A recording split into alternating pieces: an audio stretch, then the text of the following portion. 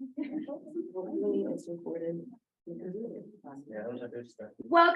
to the companion planting presentation. Thank you all for being here. I'm Donnie Nolan. Real quick, I work at George Mason. I run our greenhouse and gardens program where we have a hydroponic aquaponics greenhouse, food forest, permaculture garden, and many other sites we do. But I'm not presenting. I'm going to introduce to you our speaker, Stephanie Johnson. So she actually owns her own company called Steeze. She started studying conservation and landscaping, decided there weren't enough good paying jobs in that field. So she just made her own job and made her own company. She focuses on native habitat and green living. Her educational background is actually in business technologies and environmental studies from both Virginia Tech and Northern Virginia Community College. She's certified also as a Chesapeake Bay landscape professional and is an active Prince William County master gardener and community educator. Stephanie has also established a tree stewardship program in Northern Virginia where she promotes, supports, connects volunteers, and has a native sapling rescue and replanting program in many areas of Virginia. She's also an urban farmer specializing in small spaced food production, one of my favorite topics, using hydroponics and containerized systems. She's also a proud mom of 4, true native, born and raised in Prince William County, Virginia. Let's put our hands together and welcome Stephanie Johnson.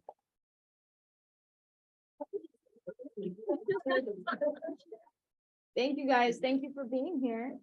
So we're going to talk about companion planting today. And it's interesting because when I was asked to do this, my first thought was companion planting vegetables. So I was kind of putting that thought process together, and then I'm like, wait a minute, I don't think that's what they mean.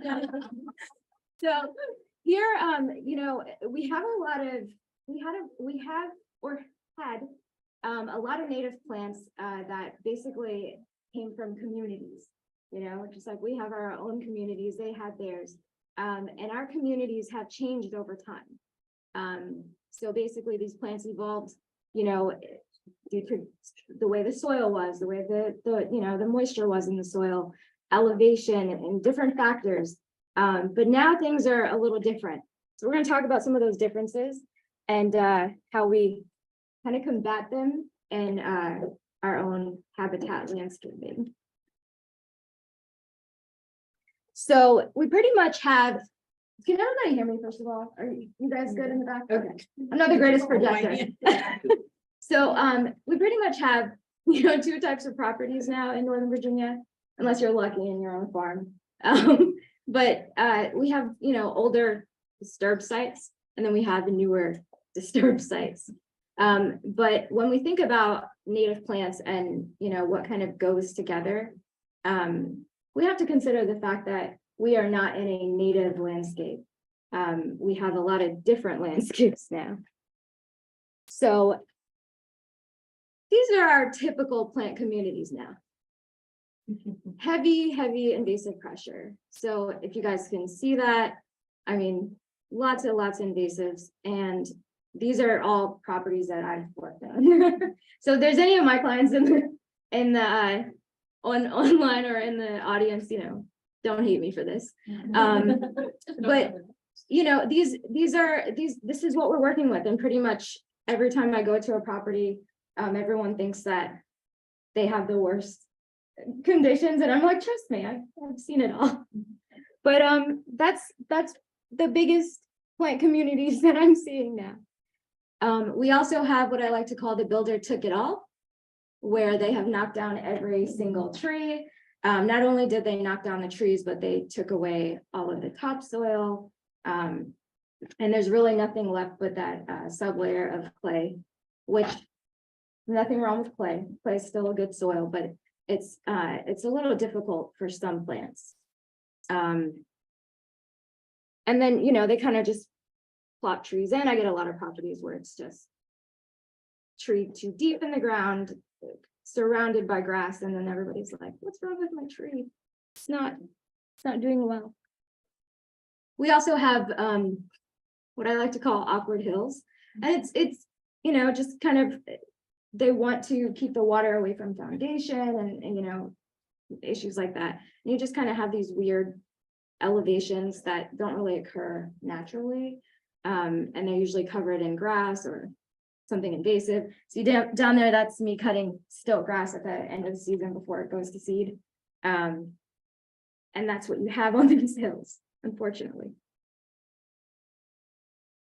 Here, this one's a little bit harder to decipher, but we have a lot of erosion issues. So I call this the epic stormwater management fails.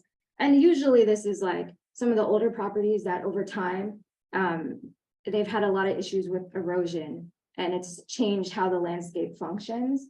But it creates conditions that are a bit challenging for the homeowner, not necessarily for the plants. We've got a lot of plants that like that type of condition. But it changes the function of the property.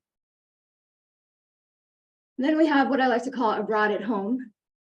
And it's just like a lot of foreign plants that everyone thinks looks great, but doesn't exactly work in a habitat. Like the one on the right here, that one won an award for like the best landscape, and yeah.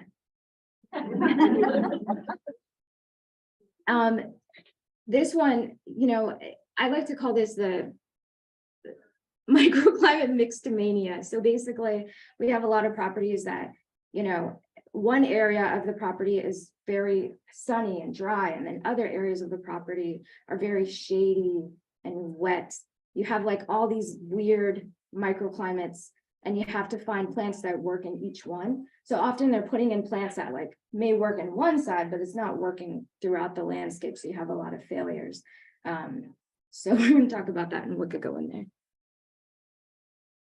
And then we have just soilless, you know, there's no opportunity really. There's no soil to work in, just a lot of hardscape, a lot of surface area that is, you know, it isn't permeable. It can't drain, water can't drain through, can't plant plants in, but it doesn't mean it's impossible. It doesn't mean that you can't create green space. So, observation. We talk about observation a lot in permaculture, but observation is really important in landscaping as well. And it's something that doesn't happen very often. Often we'll come in and be like, oh, yeah, plants, and then, or just kind of go crazy at the plant cells, right? I think everybody's done it. But basically, there's a lot of things to consider before you pick these plants. And although there are a lot of plants that go together, that doesn't mean that you shouldn't have these considerations already. So basically, you know, you got to find out what kind of soil you have, what's going on your property. And in different areas of your property, like we showed before, you might have different types of soil. You know, how much sunlight are you getting? Because that really dictates upon what kind of plants you can put in there. I like to say putting, you know, plants in the right place, right plant, right place, right? Rain, which we haven't gotten a whole lot of. The way that stormwater runs through a property, you know, you have to know what's happening on that property, because some of the biggest failures that I see, and like people go, what's happening here? It's just that there was no real plan. So they're kind of just putting plants in that, you know, they are native plants, but these particular plants don't like these conditions. And then also, oops, did we go ahead? There we go. What type of plants are currently there? Whether or not they are invasive plants, foreign plants, whether they are native, non-native, you know, hybrids of whatever, you know. It's important to know because you have to know how to interact with that space. And the erosion is a big deal. And it's one of those that I see often, like I would say weekly, that I work on properties that have issues with erosion. Square footage.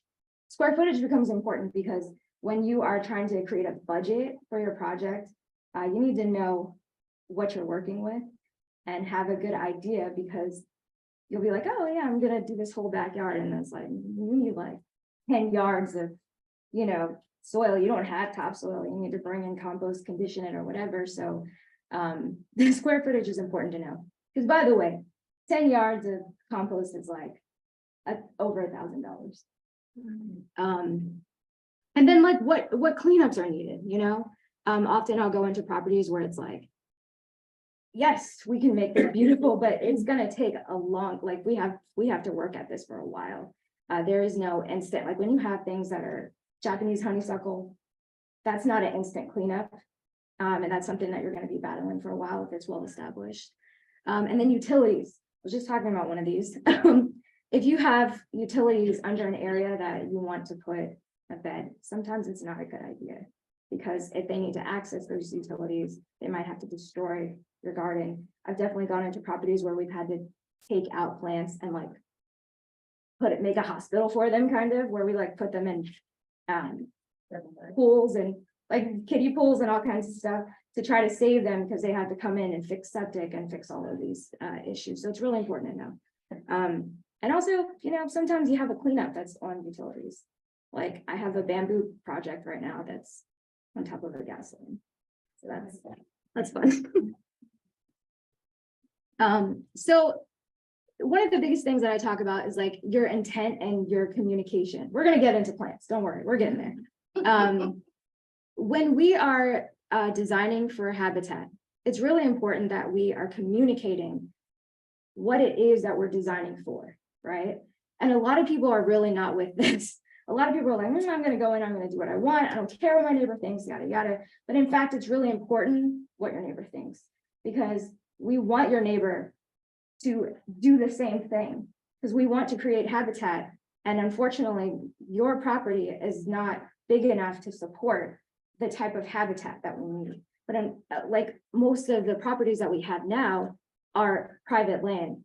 They're either, you know, residential or commercial, it's all private land. So without being able to connect those properties to create bigger habitat, we don't really, it's not a big enough Band-Aid to put on the issues. So it is important that we're communicating with our neighbors.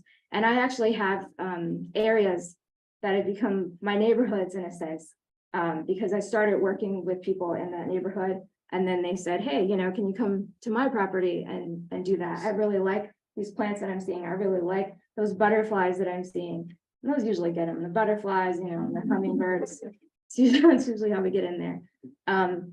So one of the biggest things that I do when I'm going into an area where we want like a habitat garden is putting in borders. And that's kind of, this is a mid-project picture that you're seeing. So we haven't gone in and done cleanup or plantings yet, but we put in border. And the border says to your neighbors, this is intentional. I meant to do it, all right? This isn't just weeds over here. So also, you know, identifying what your landscaping priorities are. Some people just want something nice to look at. Some people say, hey, I want habitat, right? But then I'm like, are you cool with snakes? No? All right. So, you know, are mice an issue? You know, not everybody's okay with everything, you know, so you have to plan for that. And how you design your habitat is really important to have that good function and understanding of what those priorities are. HOAs. So when I was under the supervision of HOA, I used to like hate the idea of HOA, but now, and as I've been in landscaping, I actually really like HOAs, because HOAs, if you get them on your side, HOAs make a big difference in the type of habitat that you can create in a neighborhood, and a much bigger difference than just working with, you know, one client, one person in the neighborhood. Budget. So I threw out a number for you, right? Like budget is really important, whether or not you're doing a DIY job or you're doing it all yourself, or, you know, you call somebody like me to come help you. Budget is really important. Most people do not want to give you a budget, right? They don't want to do it because they feel like you're going to pick the max of my budget, but that's not the case. And I like to think about this like, if you were designing like a wedding reception, you could do it in the backyard. You know, you could go to a destination wedding. It's all designed. What are we designing for? Because that really matters in the budget. So I will tell you that most installations right now, like in today's costs right now, are around like $4,000 starting. It's expensive. It's expensive paying people. It's expensive getting all the plants. The plant costs have gone up crazy. Getting all the materials that you need are expensive. So if you're doing it yourself, you have some, you know, cost savings there, But it's going to be a lot of work. We talked about function a little bit, the aesthetics, right? Like, do you really want it to be a walled space, or do you want it to be like tiered and very pretty and appealing? And pretty and appealing is not a bad thing, because if it's pretty and appealing to you, it might be pretty and appealing to your neighbor. You know what I mean? And then maybe we can get that neighbor to put in habitat gardens as well. Maintenance. So often gardens are planted, and I'm going to give you a commercial example of this, right? Down, hope VDOT doesn't get mad at me. Down Route 1 in Woodbridge, like near 123, kind of that intersection, there's a really long stretch where they have put in native plants. And if I had designed it, I think I would have done it a little differently, because the maintenance that is required for this space is really heavy and expensive. So they didn't put the money into the maintenance. So then it got overgrown. And then they call like, hey, can you fix it? And it's like, this is going to cost you big time. And there's no budget for that. So it's important to know that, like, what is this going to take care of it? If you're doing herbaceous gardens, those are more expensive to take care of than if you were like trying to maintain shrubs or trees. But trees can get really expensive too. Once the trees get really big, and let's say that they need pruning or they're damaged, etc., like calling in the arborist, that's money, So thinking about these things ahead of time. I'm drilling that in, okay? All right. So let's talk about, so these are full sun plants, okay? And the first, anytime I have a full sun area that, for example, used to be like a turf area or something, my first thought process is going to go to plant trees. As you heard from the previous examples and talks, that planting trees are really, really important. Here I've listed some plants that are more tolerant to disruption. So basically, they are able to kind of go into soils that are not so great and be okay. So, with like the pines kind of create their own area though. They can become a little bit of a monoculture. Red maples as well. These are all kind of pioneers, so they're really good at being prolific. I'm often digging up a lot of these and donating them, because they can't all come up in the spaces that they're in. Over here where it says second choice, this is kind of a go-to for me. I really love this tree. Shadblow serviceberry. It's or some people call it like a Canadian serviceberry. It's an understory tree that can handle sunlight. We don't have a whole lot of understory trees that can handle sunlight. But it produces berry, it's a good pollinator. It's actually a host for a couple of butterflies. So it's a good tree to have. And in a landscaped area, especially residential areas, we can't always put in a big tree. Sometimes we have to pick something smaller. So that's a good pick if you're in sunlight. Witch hazels also can handle more sunlight. So that's another one that I like to go to.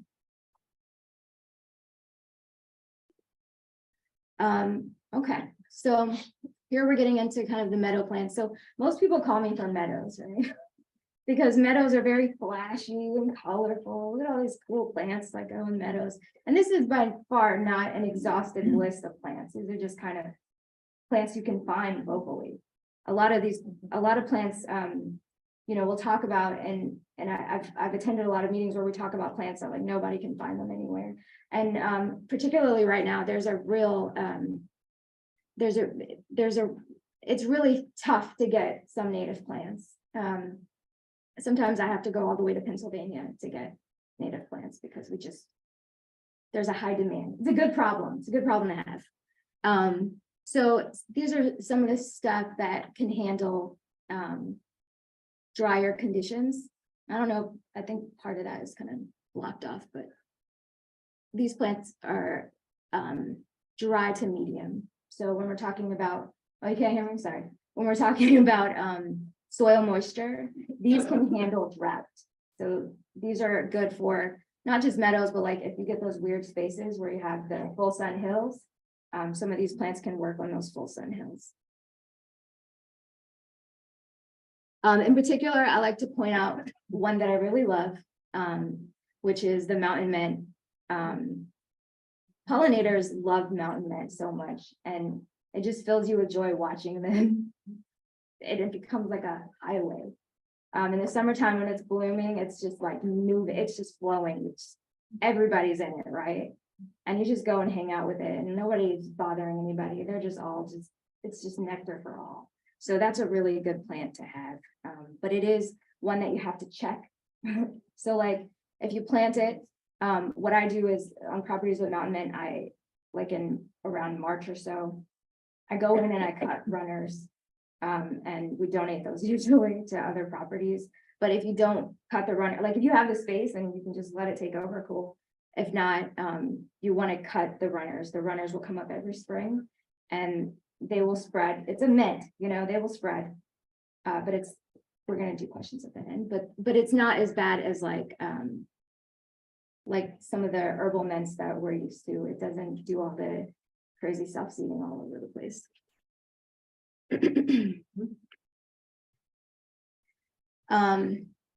So in this one, so these are kind of plants that like medium soil moisture. So it's not wet, but also not dry. They're not always as drought tolerant per se. They really need some moisture. So first we're talking about some of these understory trees. And these are, I mean, so like the French tree, this is one that everybody likes in landscaping because it's just so pretty in the spring. It's pretty gorgeous. It needs both male and female in order to create berries. So if you don't have that, then you don't have the berry creation for the birds and stuff. So just something to think about if you're going to plant that one. Sassafras comes up all over the woods. It's pretty prolific and it's a really nice plant to look at. So if you have kind of a woodland design, it's really beautiful.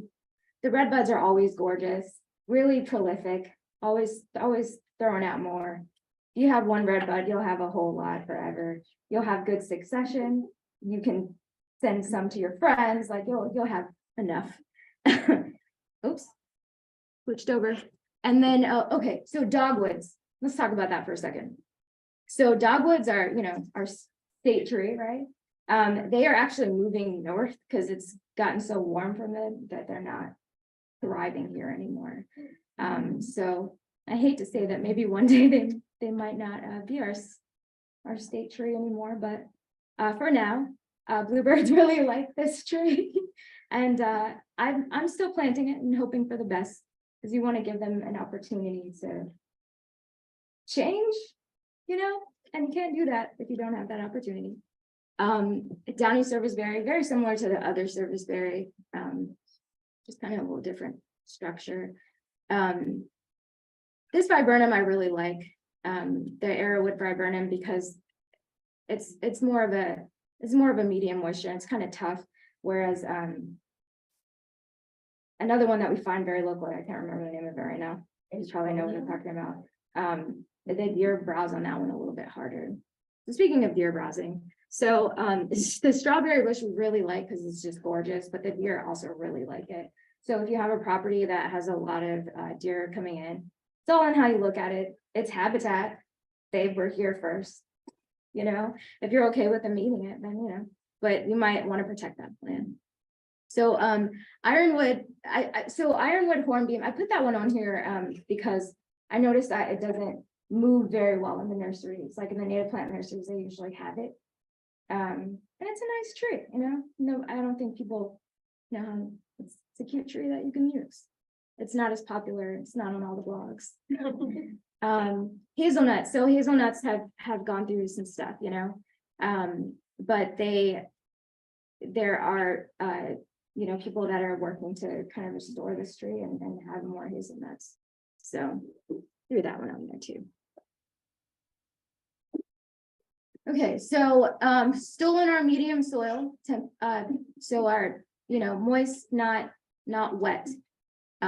but also receiving part sun. So there's a lot of asters that really like this condition. One thing to know about asters though, and not all asters, but like the prolific ones that we see in our wooded areas, it's a real challenge when you have those and also stilt grass. So if stilt grass is a problem on your property, just know that it's going to be high maintenance for you. They play so nicely, you know, they're such a nice plant, and the stilt grass is not as nice. So it's going to be all around it, up under it, not, you know, so you're going to have a lot of pulling if you have a stilt grass problem. The blue rose flower I really like. I like seeing that one. It's gorgeous. Does really well on its own. You don't have to really do anything. Christmas fern is one of my favorites that I like to use to make things look pretty. Sometimes we have to make it look really pretty, right? And it's a evergreen. They call it, I think it's called a semi-evergreen, but so we're having conditions that keep it very evergreen.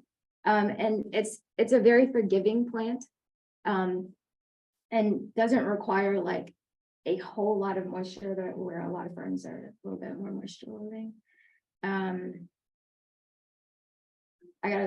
Can't do every plant because we won't get through this presentation, but these are really nice, and there are a lot of caricases that would work in a medium moisture property. So this is talking about our wet soils, right? And so usually, like I said, these are not typically the newer developments. Usually these are on the older developments, but sometimes on the new properties, you have a lot of storm water that comes down and they haven't really allotted for where it's going to go. So often like the builder will just let it drop directly below the house. And really you need to be at least 10 feet away. Like that water should be routed at least 10 feet away from the foundation. And often it's not. So these are plants that really work in that. And often you hear about like, you know, rain gardens. And that's just kind of trying to combat all of this water. But these are plants that really like it. And there's a whole lot of native plants that really like those conditions. So explore Ersinga. You'll find a lot more. Some of these can handle really wet feet as well. Like the common rush over there, right-hand corner, that one really can handle some water and will not tolerate drought at all. So those are really good in areas where maybe if your property swales and you have water that's collecting. By the way, if you have any water that's sitting for longer than 48 hours, that needs to be addressed. Just planting isn't good enough. Okay. And some of these, you know, we'll purposely use in soils. So like the ironweed, lobelias, stuff like that. You know, these are really good for wet properties. Sensitive fern is nice because it's one that will kind of spread itself around. Now with the river oat grass, it's really prolific. So if you put that one in, just know it's there forever. It's also gonna have a lot more. You're gonna have a whole lot of it. And so as soon as you see more popping up, if you don't want it there, go ahead and dig it out and give it to a friend, you know, or donate it. It can't be in the area that it's in, because once it's in there, it's a tough dig. So when we're talking about companions, we can't forget to talk about our walnut trees, right?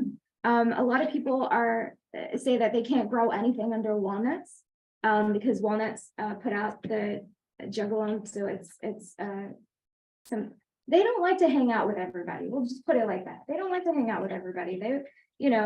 They have particular folks that came from their plant community that they want to hang with, right? A lot of vegetables will not grow anywhere near these plants, like within like 50 to 80 feet of these plants, of these trees. But there are a whole lot that will. So I put this link here because I felt like that was the best list that I've ever seen, actually. Now, there are some non-natives on that list. There are some that I would not suggest to put in there, but they do have a pretty good list of plants that will grow if you have walnut trees.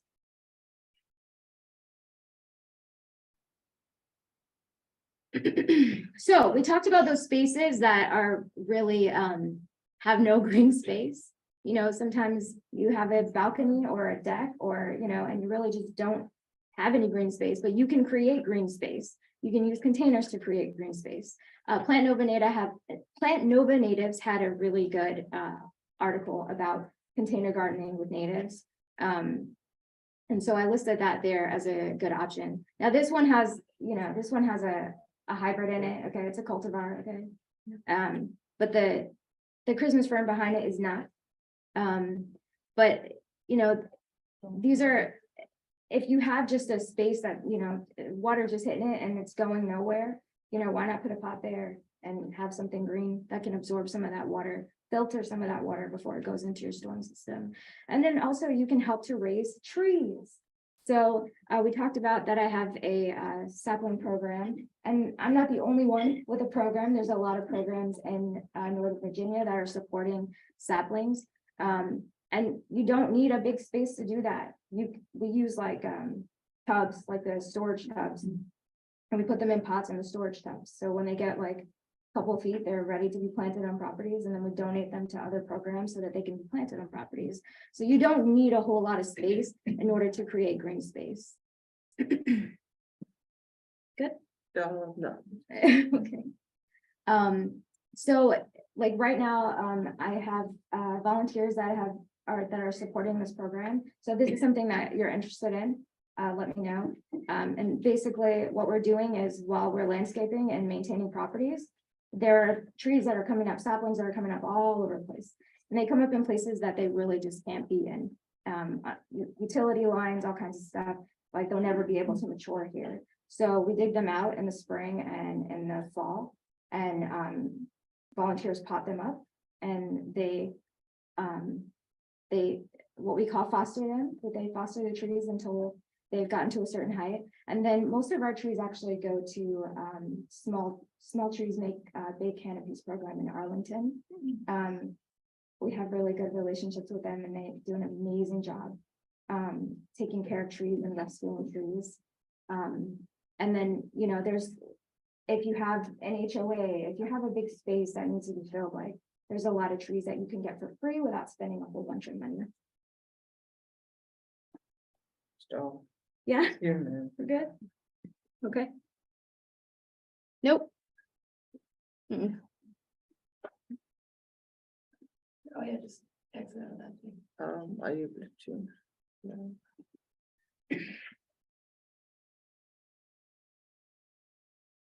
Yeah, can you exit out of that box, the participant closed captioning box. I think. All right, I'm just gonna keep talking. So, and then in the last presentation, you got to hear a lot about how plants can have sensitivities and send out chemical signals. Those chemical signals are really strong with native plants. We lose that a lot with our vegetables. Vegetables come from hybridization. We change them over, and they're literally a creation, changing over and over. And they don't always have this ability to communicate when they're stressed out, to, you know, bring on predators, etc. So often when you plant native plants with your vegetables, it can support your vegetable garden. There's also plants that can be used as trap crops. So for example, golden Alexandria is in the is in the same family with umbels. So like, you know, there's a really cool, you know, caterpillar that likes to eat parsley and stuff like that. And you can plant this, and you know, with it, they'll go after that, they'll eat on it, and you know, you still have two cool plants. The other three there, these are nitrogen fixing plants. You can't see that, but they're nitrogen fixing plants. These are all in the legume family. So for example, if you're planting, What does that say under there where the black part is covering it? yeah, nitrogen fixing. Nitrogen. Nitrogen fixing. Fixing. Yeah. Here. So basically they have the ability to, you know, in the bean family, they take, it's not even make that easy. They take a kind of store, sorry, I don't know how to make that easy, but basically they are nitrogen fixing plants. And if you are doing vegetable gardening, you can use them in the same instance that you would companion planting legumes. They make atmospheric nitrogen available to plants.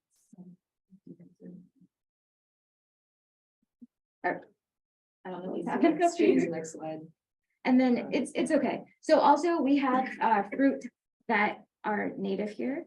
They're a little hard to get right now, but you can still get them.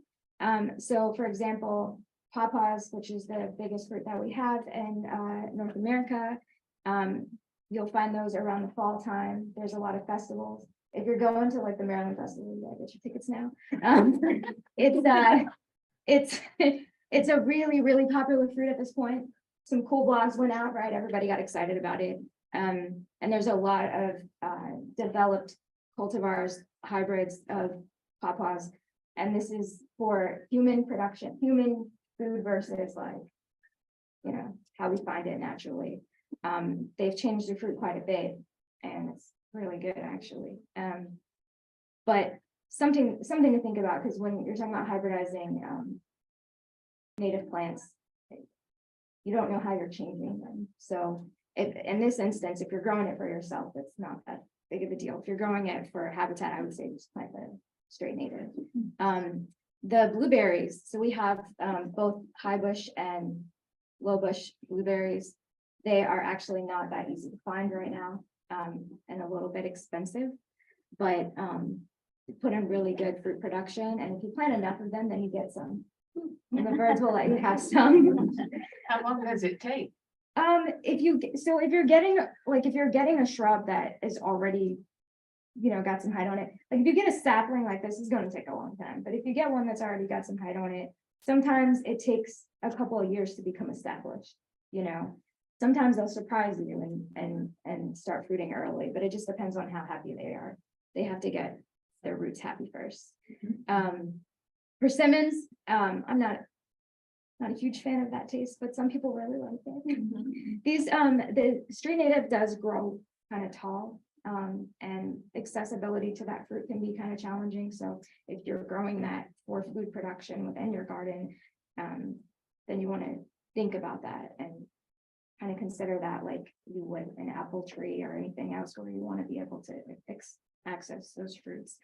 Another thing that I wanted to talk about there is hydration. So when we're talking about companion planting, we also have to talk about like how the garden works, right? So, you know, often it's not necessarily that all of these bugs and these animals, they were just really, really hungry and just wanted everything. Sometimes they're thirsty and they need moisture and they can't just, they don't have access to it, but your fruit has lots of moisture in it, right? So sometimes if you're able to provide water, that's an alternative than to just eating up your fruit. Not saying that they won't eat it. Are we okay? Can I? Good? Yeah, good. How are we on time? Okay, it's not moving anymore. Got a mind of its own. Got some help over here. So we're at the end. So I really wanted to allot for good Q&A. I think we're good, right? I don't know. 10 minutes after. Oh. Okay. So does anybody have questions? I did have one fast question, especially kind of in context, you talking about dogwoods. I'm from Georgia. I've only been up here a couple of years. Yeah. And all my, partners, friends like, oh, plant questions. Let me see the zone. And the second zone is where I grew up. Just, older for longer. So to that question saying the dogwoods are just dying in Georgia. So my question is about the mountain mint. You're talking about using it as maybe like a ground cover. How is it fully herbaceous? Like you'll see it go all the way to the ground, or will some of it, unless there's like really bad freezes, will it make it stay year round? So within the last few years, I have seen it the whole year. So it does, and let me be clear on that. It does die all the way back down and leave stems, which we leave, and we leave that. But you'll see it green on the surface while we are this one. And I was literally like the last few years I have seen it on the surface. I actually use mountain mint to fight invasives. So if you have like a really bad rhizomes or just plants that are vines that are spreading, sometimes it can be helpful. Because it really groups out and doesn't exactly let things grow within it. I don't have to weed it often. I was thinking of it as like a ground cover, because like at George Mason, that's where I work at Fairfax campus, we can't really do clover and stuff, so maybe like a low growing mint that we could chop, it's never gonna have all the I wouldn't flowers. call it low growing though, because it's gonna, it grows, you know, yeah. Isn't that one that you can actually take the leaves and crush them, and put them on your arm to keep mosquitoes away? I mean, I've heard that, but I don't know the science if that's Okay, a okay. thing. It may be Yeah, whole lifestyle. for right, them. a lot of things, and you know, you Yeah. don't always know, but it is it's a mint and it's has the mint And smell. that. When I have to cut it, it's amazing, it's like the best day, you know? And it's a really wonderful plant, and last year we were just giving it out, because there's always so much of them. What would be a good companion plant with ground mint? Like if you have a trouble area that has rhizomes of other invasives, what else will you put in there? It's pick something that's really prolific, so choosing something that is dry to medium moisture and can really self-seed itself. Like, you know, black-eyed Susans, stuff like that, like they know how to take over an area. You have a recommendation for a ground cover for sloped areas. Huh. But what we're trying to do is avoid mowing of any kind, Yeah, but a ground cover that would look good year round. so looking good is for the eye of the beholder, right? Ground covers can be tough in situations like that, because you're talking about like a sunny area.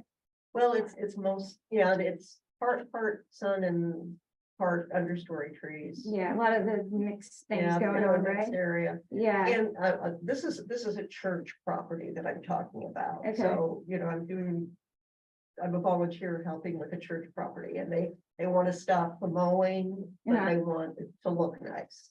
right, look nice, right? No. Meaning gold? Yeah, I mean, if you're in a part sun location The golden ragwort. and it's not exactly, because like green and gold doesn't work that well in elevated spaces, Golden ragwort?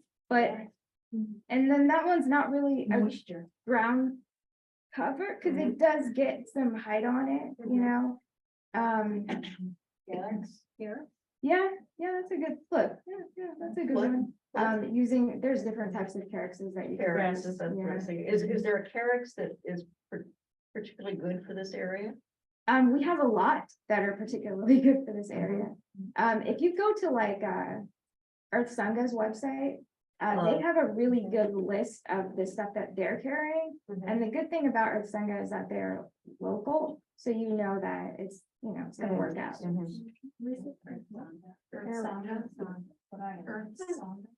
Oh, okay. If you're planting something that you're like, Yeah, how long do you have to keep it protected for it to get good and established before it's okay to let them munch?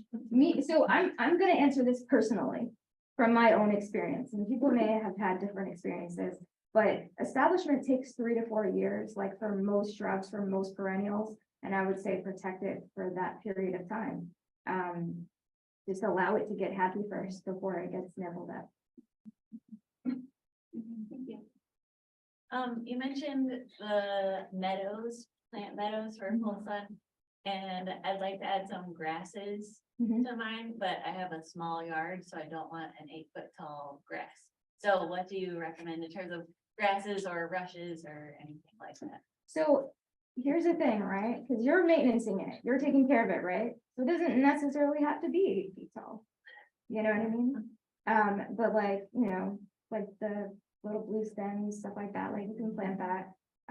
But if you're in the garden, you're kind of managing how tall necessary, like for grasses, it's different, right? Because you can cut them.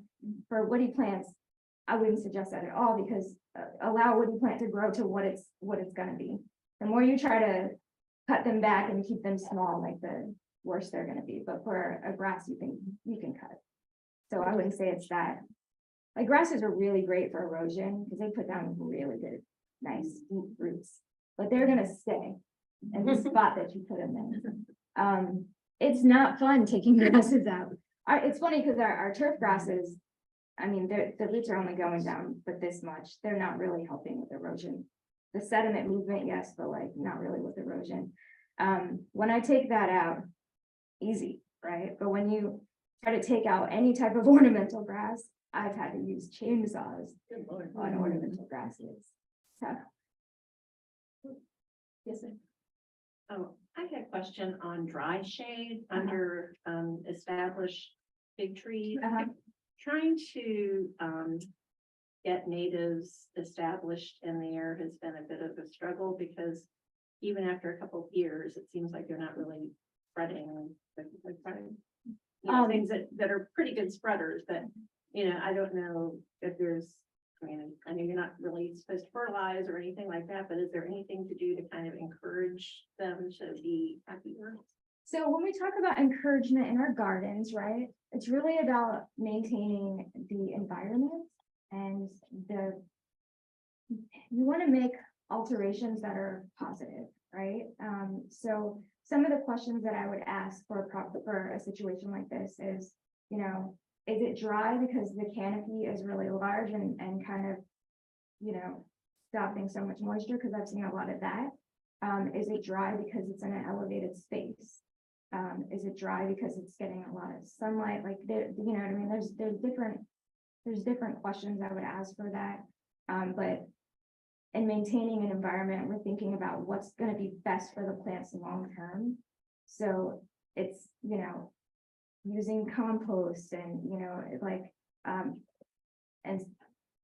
if you have to mulch, okay, fine. But like, there's, using plants as mulch, having topsoil that's created in the process of just the seasons. And once you have like good balance in that garden, then plants, you typically will grow fine without you having to kind of manipulate the situation too much. But if it's dry, I would say just picking plants that are drier and just meet the conditions. And if you want to dig deep into this, there are plants that evolve together. There are really strong communities that evolve together, but it's a wormhole,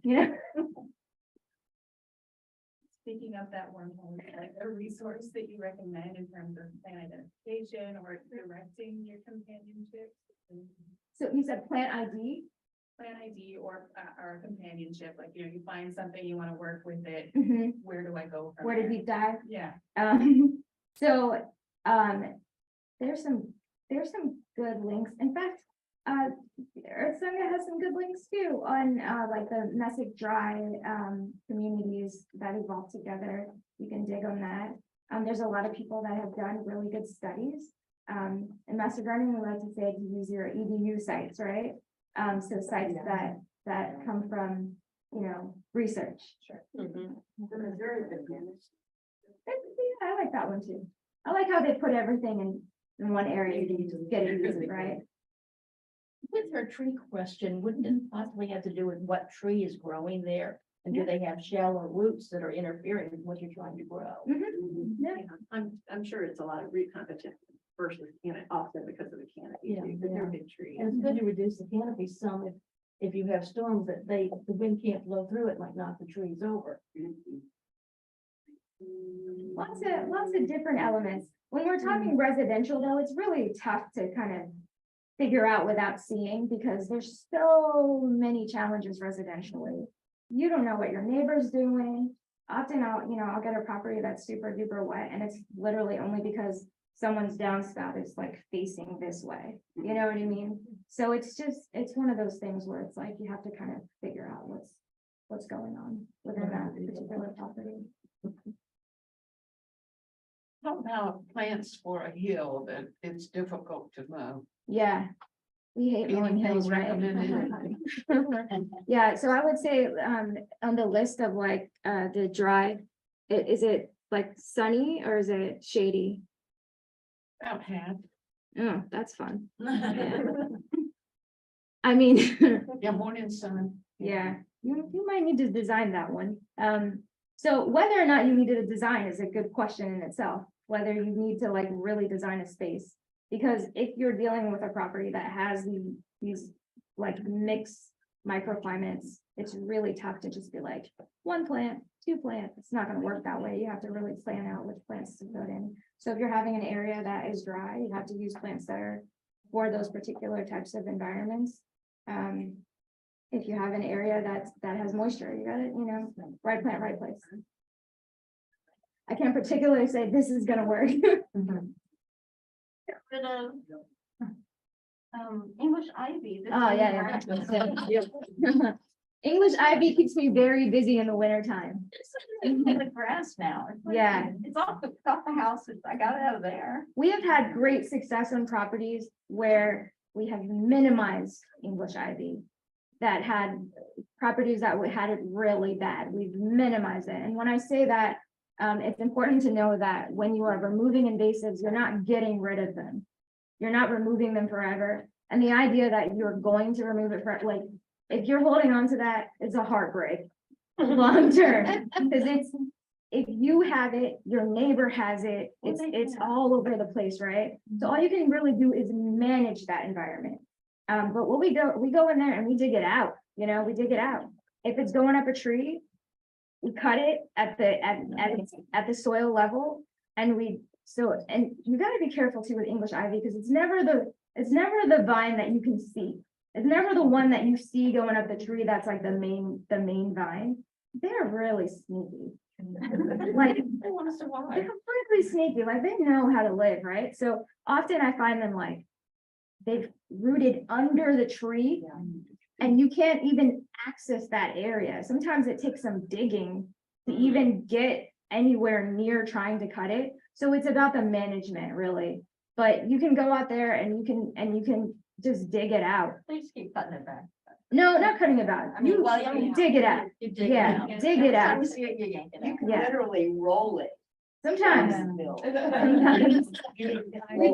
We've had some carpet. Yeah. Yeah, we've had some English ivy carpet. I was just talking about that the other day. I'm like, we could create all kinds of crafts with this, you know? But it's just remember, any invasive problem that you have on your property, you're not gonna be the only one. There are properties that have like an open that like, this stilt grass is insane. Like, it seems like everybody has stilt grass in that area, and you're not getting rid of it. So, and then you dispose of the English ivy in the garbage, not. I don't. It doesn't go, where does? So you can take I'm it, not putting it in the compost, with the garden waste stuff where they go and they compost that. well, maybe not in your compost, right? I mean, our home compost is not built for that type of thing, right? It's not getting as hot, but you can take it to a composting facility that's getting really hot and nothing's living, you know, after Oh, okay, that. so that will. You can take it, yeah. Oh. I take mine to a composting facility. Oh, Everything I can go felt back. guilty about putting it in there, so. Everything can go back to where it came from. There's some online questions here about nitrogen fixing plants. I Yeah. noticed persimmon trees are one of them. Do you know of any nitrogen loving native ground covers to plant under persimmons? That's a good Because many one. natives don't need fertilization, and Mhm. wondering if there are some that actually prefer the nitrogen rich soil. I don't know that I know the answer to that one. That's a good question. What's the? I mean, clover, Also fixes that. we have native clover, but it's not, Is the groundnut native? Groundnuts are native. Yeah. it's, the native clover is not, as easy to establish as the non-native clover, and it's not as accessible. So, I didn't realize that persimmons were nitrogen fixers. yeah, I've never heard that, That but sounds it could, I mean, wrong. I think they use them, they use them as, starter plants, other trees for pawpaw trees. I think they use persimmon trees as starter tree plants for pawpaw trees. I've also never heard that, because they're not sort of related. So I don't know about that one. It was on your slide on the nitrogen fixing plants and it had It- those and then underneath it had the pop-up plants. That was, I'm sorry, that was different, but you couldn't see like there was a category. It's just being blocked off. But it was, but It's- it mean that the persimmon was a nitrogen fixing. I don't know that persimmon is in, I've never heard that before. Well, that's not what it meant. Yeah, so I cannot confirm or deny that. There were more online questions. One of them was about Passiflora in Coronata. Is it native to Virginia? It's really beautiful, but I never see it in nurseries, so I'm wondering if it causes issues. I don't know that it causes issues, but I know it's sometimes a little bit harder to establish. But it is, I've seen it growing on properties where I've never, personally, I haven't seen it just growing native, but we do have a native. But usually someone has planted it, and I think often a lot of the plants, there's a lot of native plants that we can't deal with in nursery, like, because they're just more challenging. So, but I believe that one you can get without an issue. I did mention that in the chat, but at GMU's Fairfax campus, our Innovation Food Forest, we have some of the hardy passion flower. It is really taken over our sunny area. I mean, it spreads the rhizome along the ground. So in late May, if you'll want some, please come and dig some up. We've tried putting them in pots and they never survive. Maybe that's why nurseries don't have them. They don't like to live in pots. So they're well established. They're in the Fairfax George Mason campus at our food forest. You can actually sign up to volunteer and come take some for free. That's where I was thinking about this horse, because there's a guy on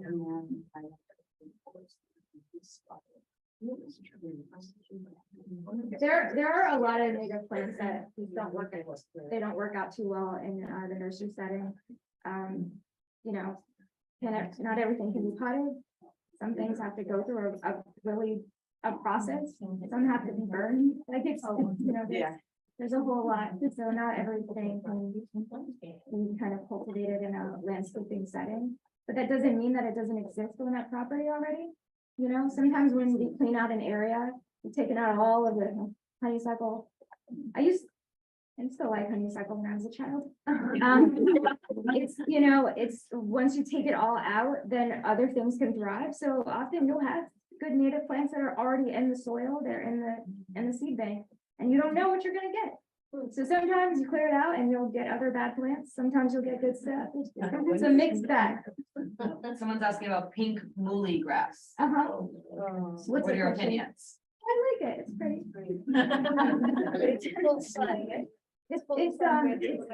I would say it's taken on more of a ornamental use rather than habitat per se, but like birds can use it, you know. I like it. It's fun.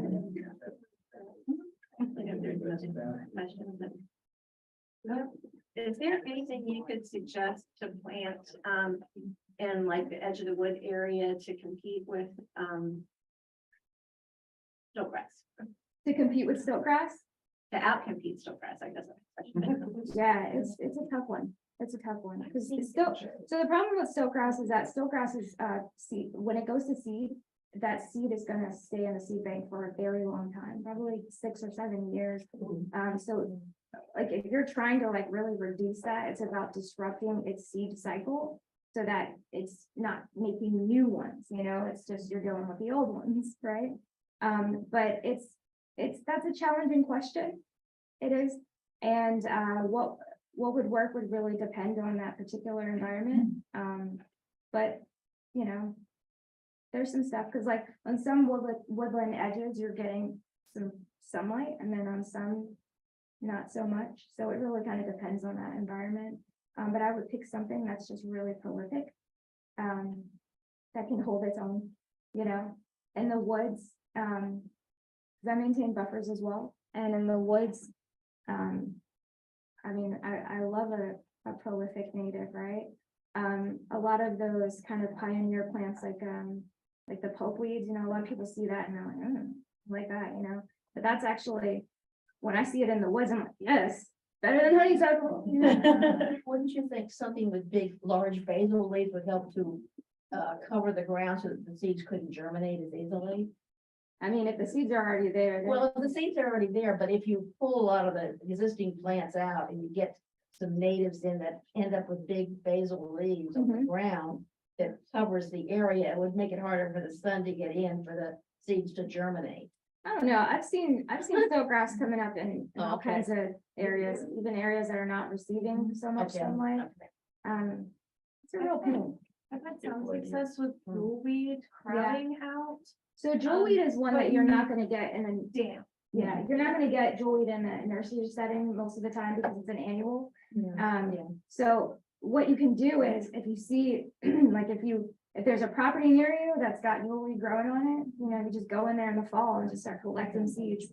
The seeds are really fun and you gotta be prepared for it because they pop out, like they kind of shoot out at you. And they're really small, so like you wanna go in there fully prepared, like big paper bag and collect it, but yeah, that's one you could use in a more moist environment.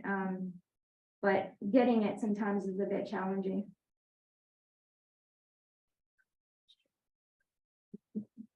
You were talking about saving saplings and stuff Yeah. earlier. Mhm. So of our pawpaws at the Fairfax campus, Mhm. I never realized, but I thought they were spreading by rhizome. Mhm. So I tried to dig up a couple of those. And it's super stressed out the tree and I'm really hoping it's gonna be all right. It looks okay, we'll see, but all of the saplings died. I just had like no success with any of them. Potted them up that day, kind of babied them for Well, several. sir, I take them out just fine. Yeah. No, but it's about when you're collecting them too, right? So like, typically you don't want to be digging out pawpaws anytime before like September, like around October-ish, November, like when the garden's going to bed. If it does like this, I've been working nonstop the whole winter. If it goes to bed, right? Those are good times to take saplings out, and that's when I would get the pawpaws. Wait till they're dormant. Mhm. Okay. And then so under pawpaws, like, that's what the pawpaw patch, right? Pawpaws do create like a colony of their own trees. So like, you're gonna have some that are just shooting off, and you're also gonna have saplings that are coming up, but you need to identify which ones you had, because pawpaws are very specific about their pollination. And like, if you have plants that are clones, you're not, it's a lot harder to try to get some fruit from that. I have a question to continue with the free trees. Yeah. I actually volunteer for Plant Nova Natives Mhm. and I run the free tree program for them. So I'd like to talk to you because I'm trying to get that off the ground. Mhm. I'm not able to, I'm just alone working on that. Oh, okay. So I'd like to like pick your brains, but I could, we can do it. Yeah, Margaret has been in contact with me in regard to the sapling stuff, so definitely. Anybody who's interested in saplings, it's really, I would say saplings are really important because we need genetic diversity. So a lot of the trees that you're seeing in landscaping that are kind of plopped in all over the place, there's a requirement to put in a certain amount of native trees. It's not exactly a requirement to make sure that they are not a cultivar. And, you're getting once again, a mixed bag in landscaping, but there's a lot of clones in landscaping. And it's because it's a lot easier to produce from a clone than it is from seedling. A seedling takes a long time. With oaks, they grow, fairly pretty quick. So there's certain plants, there's certain trees that will grow faster than others, but saplings, nobody really has the patience for them in landscaping because they take a long time. Everybody wants it instant. Give me that instant tree, but saplings, they have the genetic diversity that can strengthen their lines, so an example of that, like white ash. There's been a huge issue with ash. You guys probably heard about the ash wars, etc. And there's also been research saying that, some of these younger trees have more resistance than the older trees. They're also fruiting earlier. So you have to give them an opportunity, right? And we are in a changing environment. I was burning up working yesterday outside. And I'm like, what is happening here? It's hot. It's ridiculous. So we are in a changing environment and we don't really know how anything is going to interact at this point, but you have to give it a chance. You have to give it an opportunity to change with the environment or not. It's one of those things. We got to change too. Yep, so we are out All of right. time. Lunch is right across the hallway. Thank you all so much for attending. So, I thought I think the words there, that's okay, because I wanted to see how you're doing the program. Kind of like, Margaret set it up.